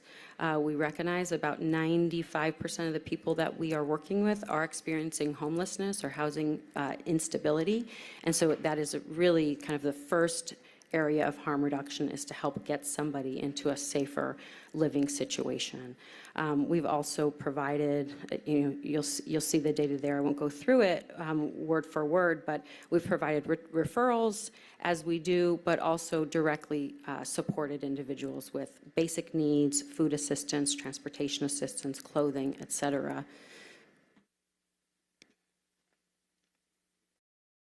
In terms of our community engagement, we had the distinct pleasure of getting to be one of the Grand Marshals for Atlanta Pride this year, which allowed us to get out 3,000 handbills to folks all along the parade route to let them know what they're able to call 311 for. So that was really fun and quite an honor. We were able to attend 3 national night out events, 3 of the mayor's town halls, as well as various other community events that we were invited out to. And I just want to put this out there that, you know, I'm listing these here in the hopes that if there's any community event that any of our council members here have that you'd like to invite us out to, we'd love to have your event represented on here in the next quarterly briefing, because it's really important for us to be able to get out and just talk with folks about what their concerns are and what we're able to do. One of our other initiatives to get the word out was to get a mailer as a part of the water bill. So we worked with the Department of Watershed and 311 to get out information that went out in everybody's water bill to let them know that 311 was an option to call for PAD. And we've received some really lovely national recognition for our efforts recently. We were featured with Microsoft on their news platform, which was a really beautiful article that they did focusing on PAD, but also other initiatives around the country, and then got to have a conversation with The Atlantic related to local criminal justice reform efforts here, along with one of our state senators and other partners. And those are both on our website. And then lastly, you know, just to mention, we continue to really to make sure that we are doing the best that we possibly can in using data to be strategic and effective. There's a scan, we're trying to be fancy here, but there's a QR code here that you're able to scan, and it'll take you to our website where we have all of our monthly reports up. Also, very easy to just simply go to our website, atlantapad.org, and click on the reports and resources. Our monthly report for October will be up by tomorrow. So we usually get them up by the 15th of the month. So I'd encourage you to go there. And then just a shout out to 2 things. We have a community leadership team that we started this year where we are able to really work with a group of community members around what they want to see us do, what data we could be collecting that we perhaps are not, or other opportunities to kind of get the word out in community. And then lastly, I want to shout out to our collaboration with the Mayor's Office of Innovation and Performance and the Atlanta Police Department. to make sure that we are really able to track and understand trends in arrests versus diversions. So we've had several workshops with our friends over at APD to take a look at the way we're categorizing charges and create some kind of broader buckets. My hope is that at the top of the year, we'll be able to come to you and really be able to provide that distinction between, these are the types of arrests happening, these are the diversions happening at that same time, be able to break that down by council district as well as by zone, and then just stay a little bit more in alignment with APD around what other strategies we can use to convert more of those arrests to diversions, particularly for the kinds of activities that we know are likely driven by behavioral health or substance use, mental health, or extreme poverty needs. That is it from me. Colleagues, questions? Please indicate with your speaker button. Councilmember Waits. Thank you for the presentation. So I had a situation on last Friday, and based upon your guidance now, I think the appropriate call should have been 311. Is that a call I could make from my cell phone? Absolutely. Okay. Yeah. Okay. There's a 404 number that I'll make sure you have, but if you're outside of the city limits, it's sometimes, or right on the border of DeKalb, sometimes it'll get a little squirrely. But if you're inside city limits, you should be able to call 311 directly. Thank you. And press option 1. Councilmember Bond. Thank you, Mr. Chair. Thank you for your presentation today. I just have a couple of quick follow-ups, and I have a question for a member of the administration that's here as it relates to PAD. But I just want to get my understanding correct, that you all are now following up with those that you have intervened on behalf of during an arrest? So, Is that clear? Was my question clear? well, I'll tell you what we do, and let me know if this answers your question. When somebody is diverted to us following instead of getting arrested, we then enroll them into care navigation services, which is long-term case management. So we are working closely with any person who is willing to work with us. We are working with them without a time limit. Okay, yeah, because the last time the PAD presented, and I asked a similar question, and said that they weren't doing that. So what does that entail, and how long does that, how long does that take? I mean, when do you all, what is the, I guess, the depth of the service that you're providing to those who are enrolled? Sure. So we assign somebody to a care navigator. That care navigator is working with that individual on the goals that they identify as barriers to their success. That might mean housing referrals. That might mean assistance attaining income or benefits. That might mean assistance accessing mental health care or medical care, et cetera. So they're working with them as a case manager. That means, for most folks, that means at least meeting once a week. There are some folks that come into our office every day to meet with their care navigator, depending on their needs. We can either meet people in our office, or we will go out into the community, whether they are living on the street or whether they are living at a shelter or other housing placement that we've been able to secure. And there is no time limit to those services. What we tend to see is that, within about a 6-month period, we are able to, at that point, hopefully help them get their identification. That is often a barrier, as well as help them get into a more stable housing situation or access income and benefits. So really, it's 6 to 9 months is more intensive, but there is no time limit to those services. And I guess you all are funded by annual, or have been funded by an annual contract from us and a grant from Fulton County, right? That's right. And so I guess, and this, I want to refer to the administration, how long is this relationship going to go on before we do an RFP? I've supported PAD's funding throughout since its inception, but I know that we just can't continue to operate on an annual contract every year. Is there someone that can answer that? Because if you hear in the presentation, it seems like, even though these are good things that are coming out in the presentation, it kind of seems like it's all over the place. because like I said, the last quarterly report, I asked a question about was there any follow-up with individuals who've been referred? The answer was no. Today, we're hearing that they've got no end to the referrals and placement of individuals and follow-up.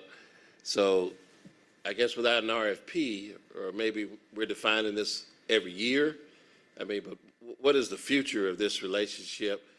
And particularly since we're headed towards opening up a section of the jail to service this. Good afternoon. Thank you, Councilmember Bond. LaShondra Burks, Deputy Chief Operating Officer. And again, thank you for your comments this afternoon.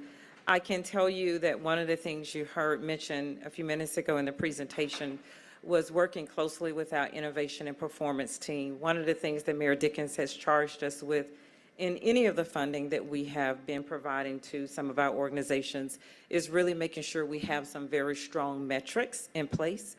And so that is what we're doing through our innovation and performance team. We're setting up some very specific metrics for PAD and a lot of the other organizations that we have funded.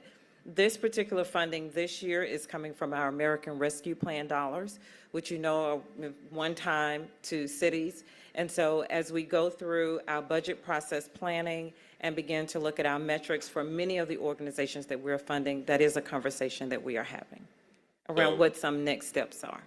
Are we planning on developing an RSP? Because I know that, I guess legally at some point, I mean, we just can't keep offering an annual contract, right? Those are one of the things that we are considering is an RFP. More to come as we get closer to that time. I can tell you, I heard you ask about the diversion center. We did have an RFP process for the operator of the diversion center. That paper is currently on hold in this committee. We're finalizing the procurement process. And at the next committee meeting, should have a recommendation for you all on that. Well, a quick tangent, and I understand that the architectural plans for that diversion center may take the kitchen and the jail offline for estimated 6 to 8 months. Has that been addressed, or have you all reconciled that? That should not be the case. So the space that we're using for the diversion center is actually downstairs on the entrance level. And so, as you know, the kitchen is the level above. Right, is the level above, so it will not be impacted. And the places that are impacted is pretty much administrative offices, the auditorium, the gym, and we have identified other spaces in the facility where we can make sure that the correction staff still have those services. So the first part of the construction phase will be to make sure we have those spaces done and available for the correction staff before we complete the diversion center side. I withdraw, Mr. Chair. Thank you. Thank you, Ms. Burks. And any other questions for Director Macias? All right, thank you so much.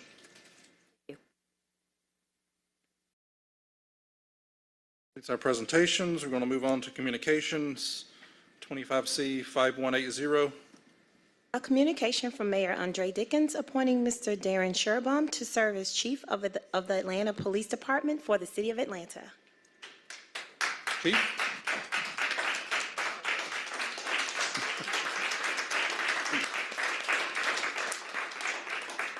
Ms. Burks is going to make a grand introduction, I guess. That was the grand introduction, I think.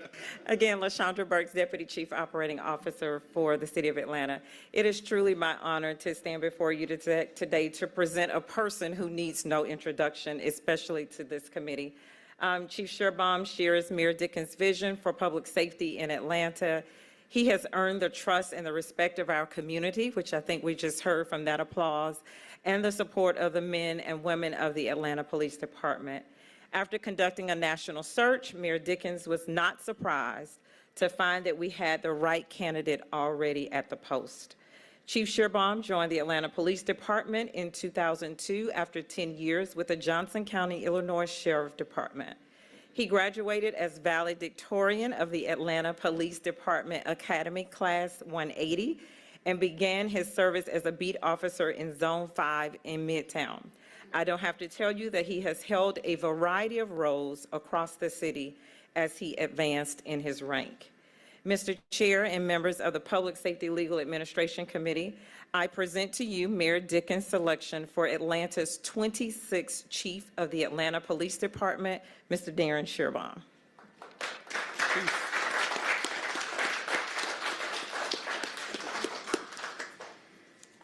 Chief, welcome. Tell us a little bit more about yourself, and welcome to the city of Atlanta. I'm so glad to have you here. Thank you. Chairman Hillis, members of the committee, as I've said before, I'm certainly honored by this and humbled by this opportunity to continue to serve our city and the Atlanta Police Department. I thank the mayor for his selection, and I look forward to working with him executing his vision for Atlanta. But I do want to say this is a great city of Atlanta, Georgia, and you all have said yes to service. Behind me and our previous speakers are those that have said yes to service and members of our community that on any day when they could be doing any other things on this a brisk winter morning have arrived here because they believe in Atlanta, Georgia. So I want to be part of that process of using all of our tools as a community to have a well-respected police department that's doing its role for public safety. And I look forward, if given the honor to serve by this body, to working very closely with you, your offices, and making sure that all 245 of our neighborhoods are well protected, are safe, and are the best neighborhoods in this country to live in. All right, thank you, Chief. We have a few council members with questions. Councilmember Waits, you're first up. Thank you, sir. I don't have a question today. I just wanted to speak to the many times that I've reached out to you on various issues, whether it was speed racing for vehicles or planning an event here at City Hall. You've always been accessible, and I appreciate your competency. I appreciate the fact that you go out of your way to answer questions. And so I'm excited, and I do believe we're safer because you are heading the force. And so thank you again. Councilmember Overstreet. Chief Shearbaum, I just really want to thank you so much for your service. I know that you spoke about the way that others are serving alongside you, but the service that you provide to the city has really been invaluable. I know when I reach out to your office, you are so open and present. Like you guided me around your place of business, the public safety headquarters, in the back offices, and then we got in your car and we went into my community. And I just really thank you for your service, because you're adding that layer of service that we often don't get credit for, and that is actually community policing. And I just thank you for that. I do believe you carry a nice big stick, and it still makes sure that policing is taking care of the job, but I do feel your community side as well. And that just thrills me, because I think that it is about balance. So I full-throatedly will be supporting this nomination for sure. And I'm happy to have you as our chief. So. We'll move on to Councilmember Bond. I'd like to recognize we've been joined by Councilmember Boone, and she will be after Councilmember Bond. Thank you, Mr. Chair. And thank you, Chief Shearbaum, for first making APD your choice as a career, not just a job. And so I think you have demonstrated over the years that I've known you that you are the consummate professional. You are a top-notch, top-flight cop. And I think the mayor deserves a lot of credit. And I want to compliment him on making what I feel is an outstanding choice for chief.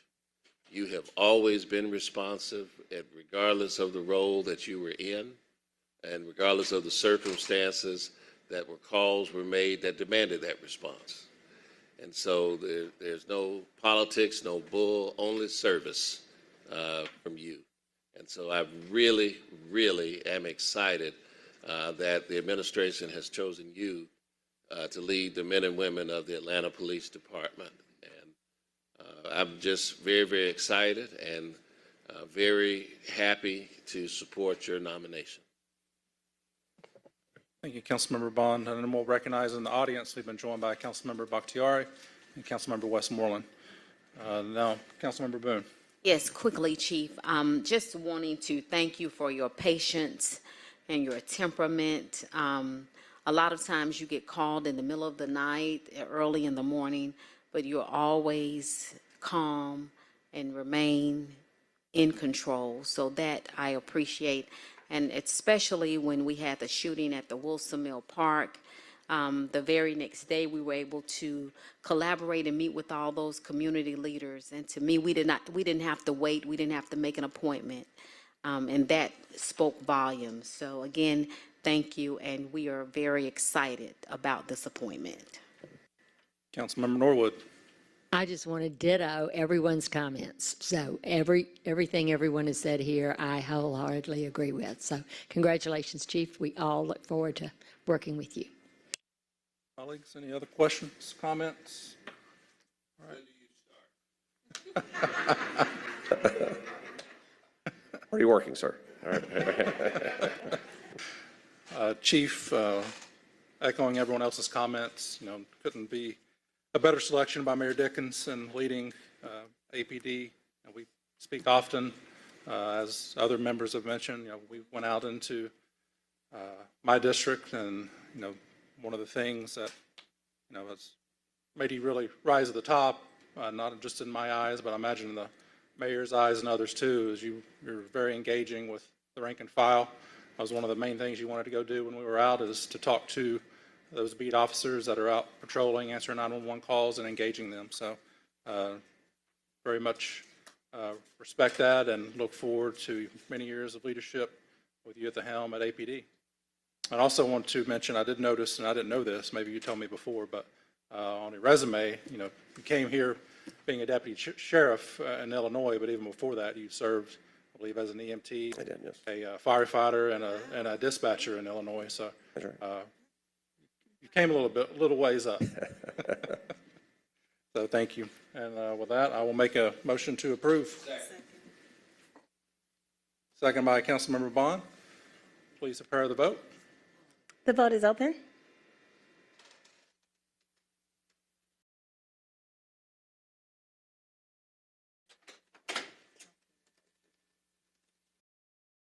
The vote is closed. 7 yeas, 0 nays. The item is favorable. Congratulations, Chief. This will move on to the Committee on Council, then the full council for final confirmation. Thank you.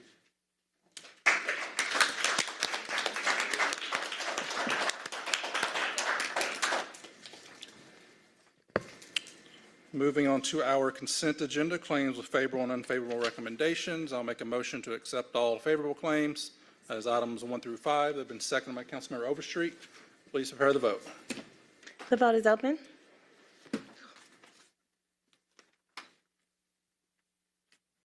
Please vote.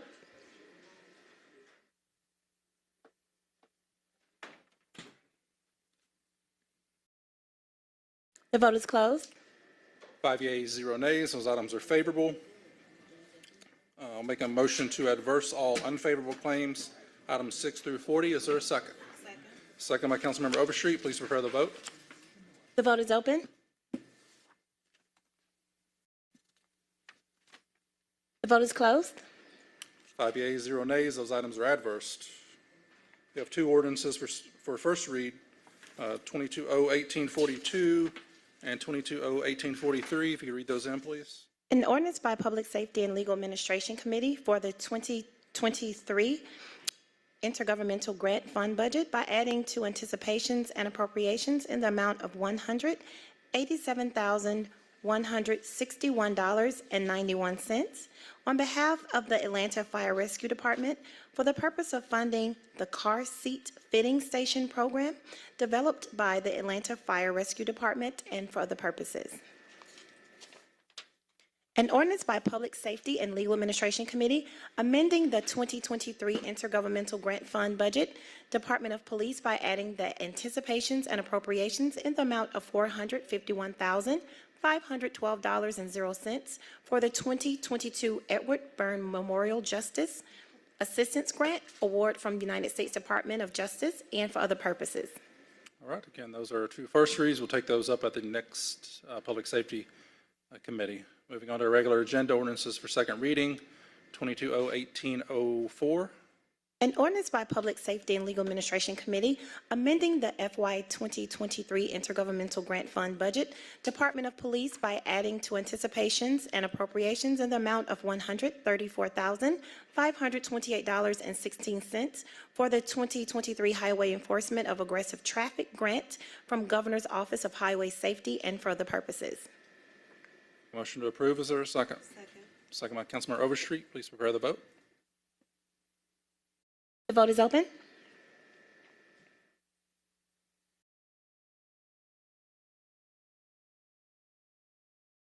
The vote is closed. 5 yeas, 0 nays. That item is favorable. Item number 4, 22-01819. I believe we have a substitute. Yes, Mr. Chair. Make a motion to bring the substitute forward. Is there a second? Second by Councilmember Overstreet. The vote is open.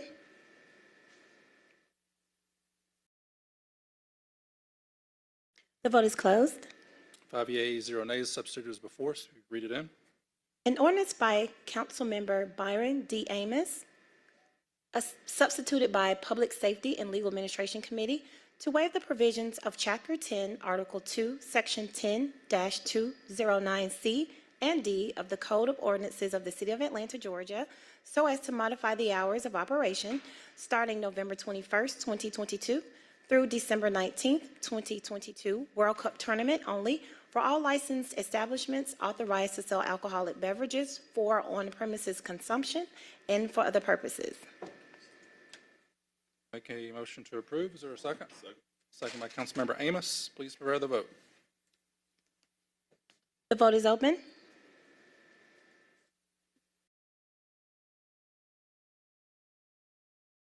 The vote is closed. 6 yeas, 0 nays. That item is favorable as substituted. Moving on to resolutions. We have 22R4589. A resolution by Councilmember Keisha Sean Waits urging the Georgia General Assembly to amend OCGA 40-6-226 to increase the penalties for offenses related to parking for persons with disabilities to a maximum fine of $5,000 and to expand the authority of local law enforcement to tow vehicles which impede or block access to parking for persons with disabilities and for other purposes.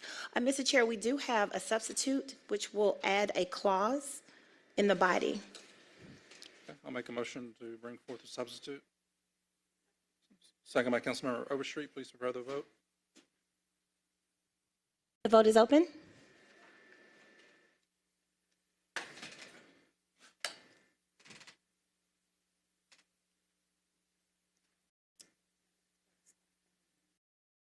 The vote is closed. 6 yeas, 0 nays. The substitute is before us.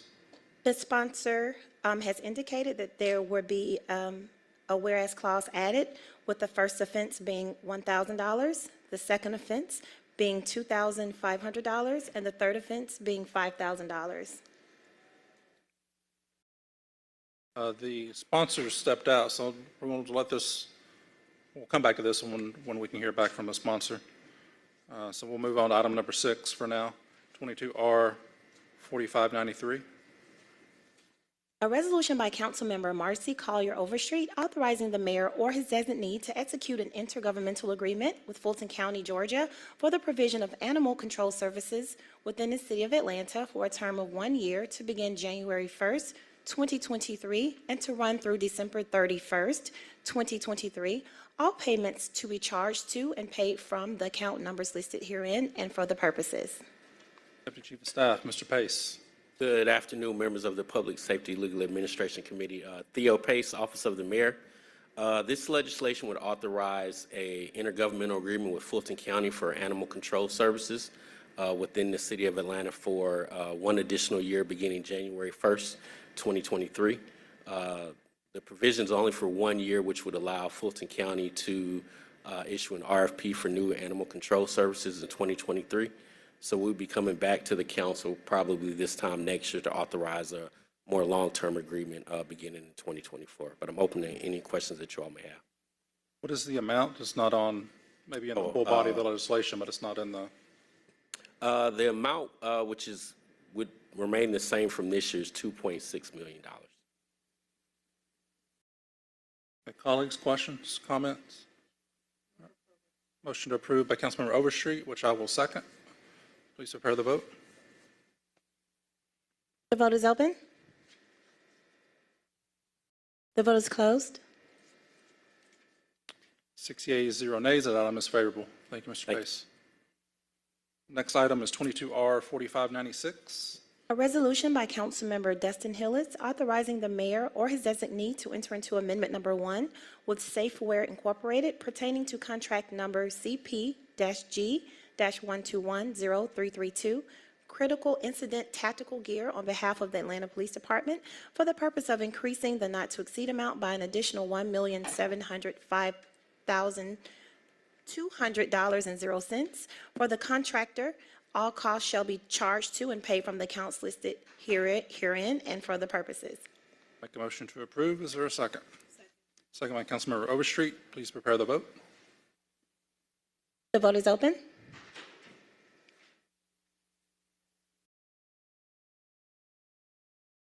The vote is closed. 5 yeas, 0 nays. That item is favorable. Next item is 22R 4597.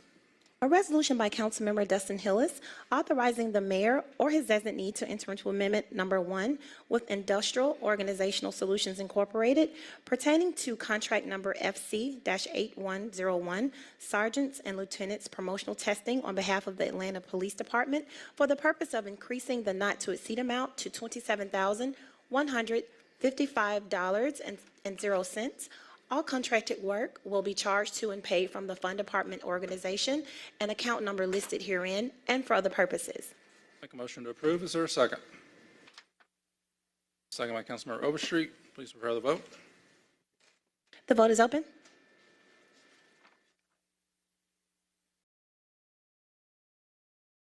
The vote is closed. 6 yeas, 0 nays. That item is favorable. Since Councilmember Waits has rejoined us, we're going to move back to her item so we do not forget it. 22R 4589, which has already been read in. Councilmember Waits, this is a paper of yours requesting the Georgia General Assembly increase some parking fines. It's already been read in. If you just tell us a little bit about it.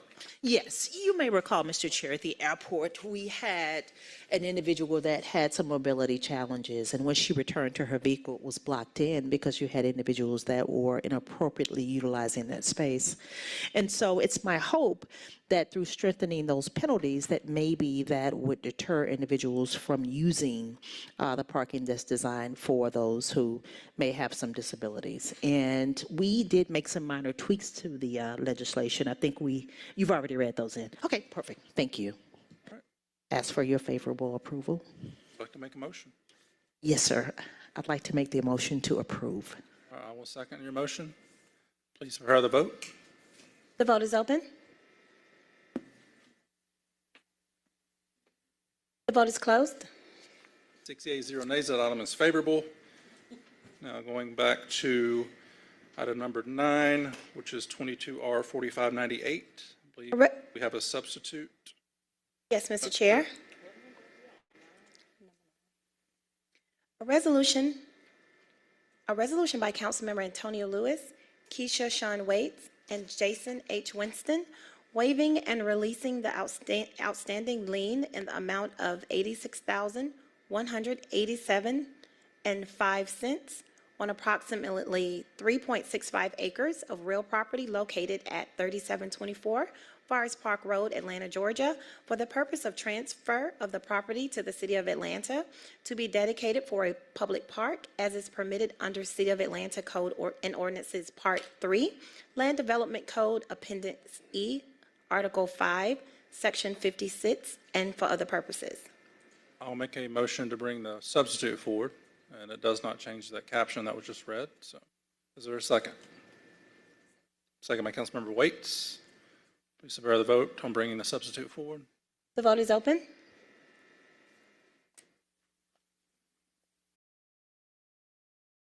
The vote is closed.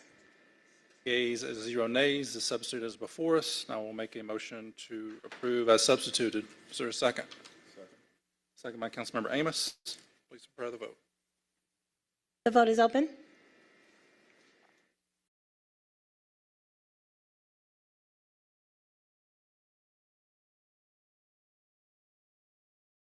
Please vote.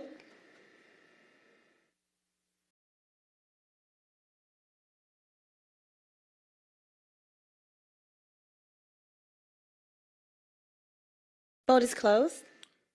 5 yeas, 0 nays, and 1 abstention. That item is favorable.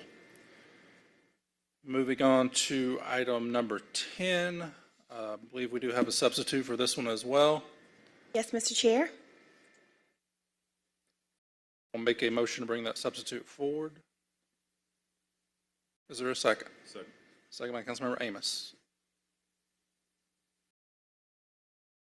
The vote is open.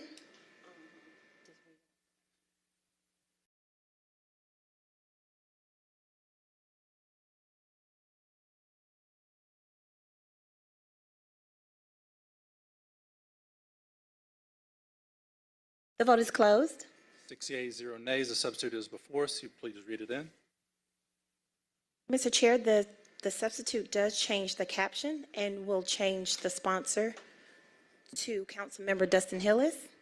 A resolution by Councilmember Dustin Hillis authorizing the mayor and the chief of corrections to enter into reemployment temporary service agreements to be renewed annually, but for no more than 4 years with retired City of Atlanta corrections officers at the rank of captain and below for the purposes of providing continuing public safety services for the City of Atlanta Corrections Department and for the purposes. All right, that is the substitute that is before us, and it's captioned. I will make a motion to approve as substituted. Is there a second? Second. Second by Councilmember Amos. Please prepare the vote. The vote is open.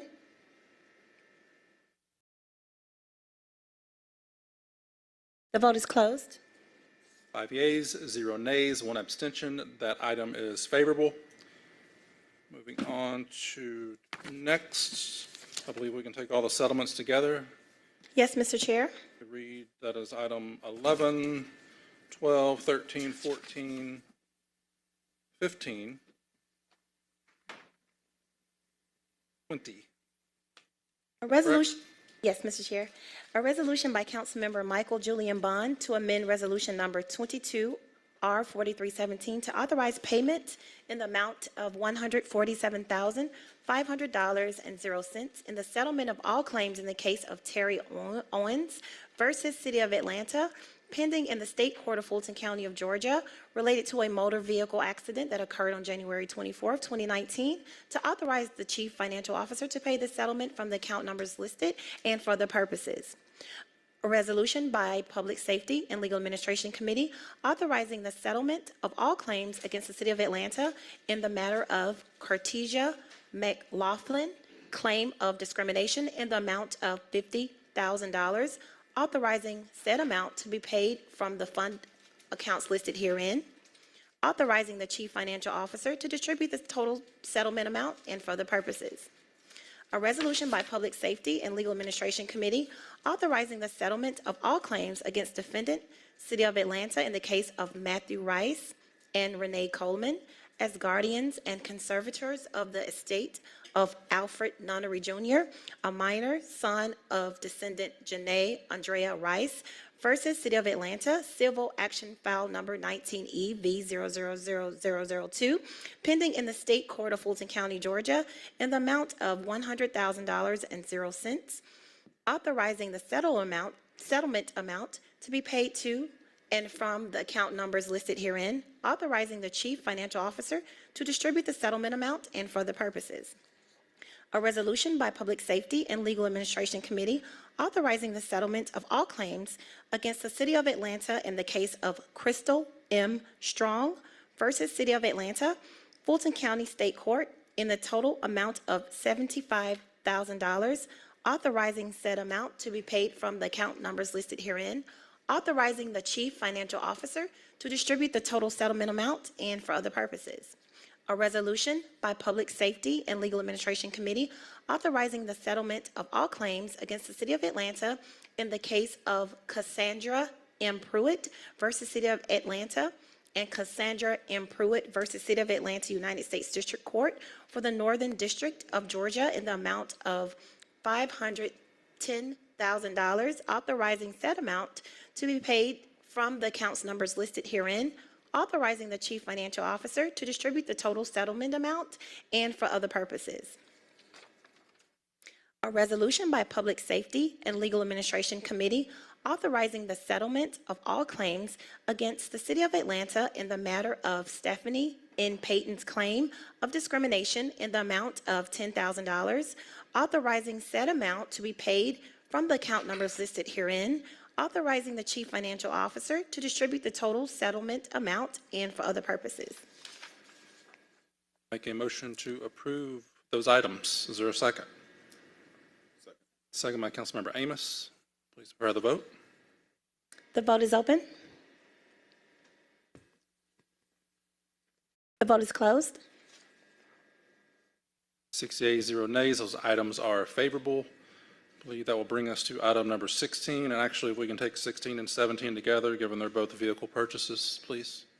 A resolution by Public Safety and Legal Administration Committee authorizing the mayor or his designee to accept on behalf of the Atlanta Police Department a donation from Atlanta Police Foundation of a 2014 Ford F-350 armored vehicle valued at approximately $306,000.00 for use in the Atlanta Police Department's SWAT EOD unit and for the purposes. A resolution by Public Safety and Legal Administration Committee authorizing the mayor or his designee to accept on behalf of the Atlanta Police Department a donation from the Atlanta Police Foundation of a 2022 Polaris GEM E4 vehicle valued at approximately $26,005.00 for use in the Atlanta Police Department Zone 5 patrols and for other purposes. Make a motion to approve those two items. Is there a second? Second by Councilmember Boone. Please prepare the vote. The vote is open.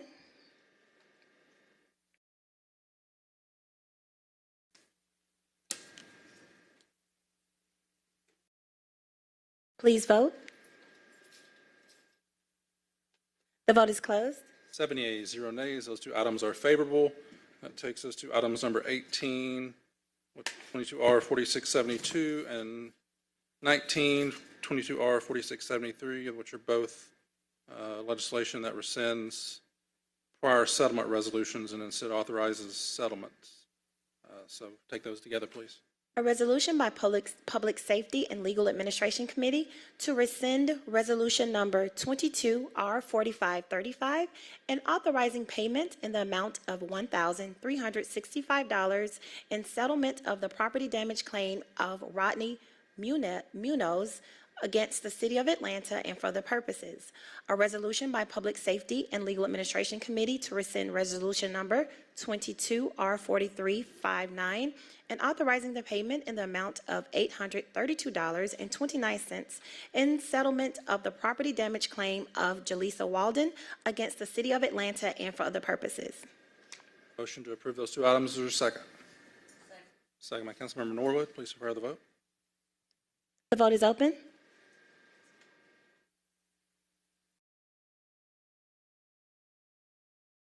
The vote is closed. 7 yeas, 0 nays. Those two items are favorable. Don't believe we have any held, but we do have that one walk-in item. If we could go ahead and read it in.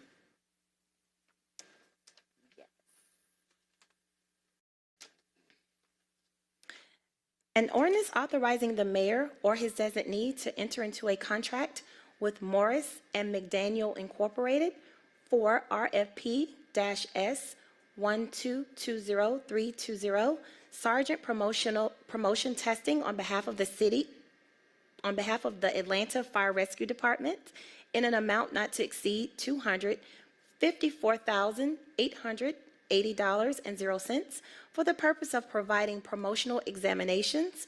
All costs are to be charged to the fund account numbers listed herein and for other purposes.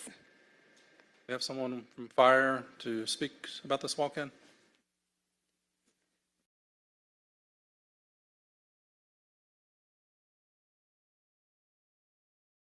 Good afternoon. Chief Cummings, as many of you are aware, last month we had one of the largest promotions in the history of the Atlanta Fire Rescue Department. So this legislation, so with that promotion, it left a lot of our sergeant positions open and vacant.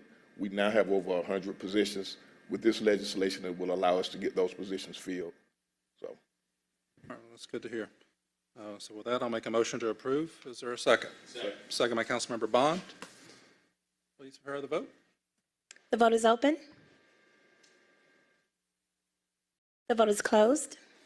7 yeas and 0 nays. That item is favorable, and I believe that completes our legislative agenda. Yes, Mr. Chair. Colleagues, questions, comments, well wishes? All right. With that, we are adjourned by unanimous consent of members present.